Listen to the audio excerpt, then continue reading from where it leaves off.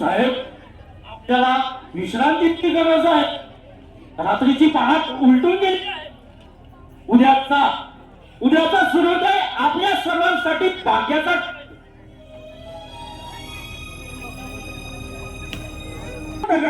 आनंदी आनंद गडे, आनंदी आनंद गडे. शिवनेरीवर पुत्र प्राप्ती झालं. सगळी चौकडे वाजवा, ढोल ताशावर आनंद गाजवा. साखर वाजवा, साखर वाजवा.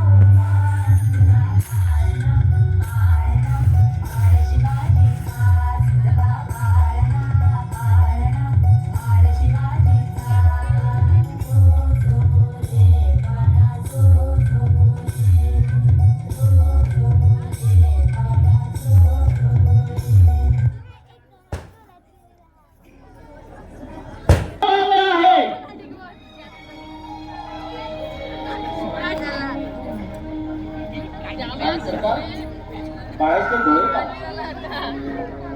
आत्ताही त्याच्या डोळ्यामध्ये एक निर्माण झाले. काय नाव ठरवलं बाळाचं? राजे, ज्या शिवाय देवीला नवस करून हा पुत्र प्राप्त झाला आहे तिचंच नाव देऊया याला. आजपासून याचं नाव शिवाजी.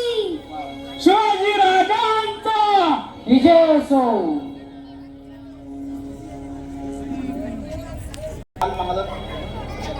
शागीर आहे तिकडे तुम्ही घेऊन जा त्याला आणि तिकडे आपल्या स्वराज्य स्थापनेचे बीज कोरा.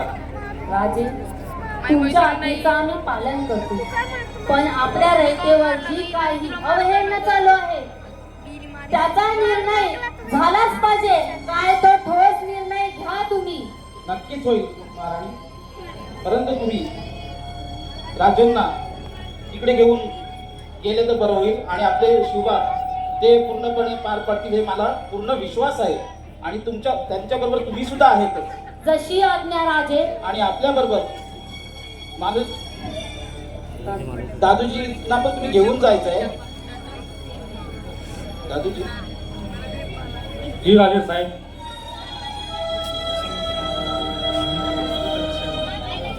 थांबा साहेब. ही आणि ही शापित भोईला. पण आऊसाहेब इथं पण आईसाहेब इथं तिकडेच ते बऱ्याचशा कलागुणांना अवगत झाले. ते लाल महालाचा काळ बदलला. याच लाल महालात मुघल शाहिस्ते खान येऊन बसला. पण त्याला ठाऊक नव्हतं ज्या घरात वाघ लहानाचा मोठा झाला तिथे लांडग्यांना जागा नसते.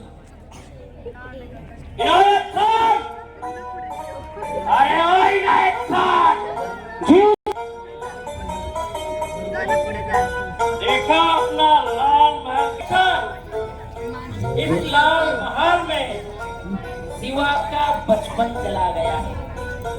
शिवा वो डोंगरी कुंडी अपने ऊपर कभी. हुजूर सही फरमा रहे हैं, इनसे गौर करो आप भी.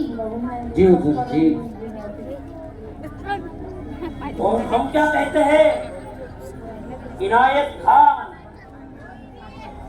वो डोंगरी चूहा, उसको लगता है कि इस शेर से वो मुकाबला करेगा, लेकिन उसको आने से पहले उसके अपने मुगलों के सामने जाना पड़ेगा.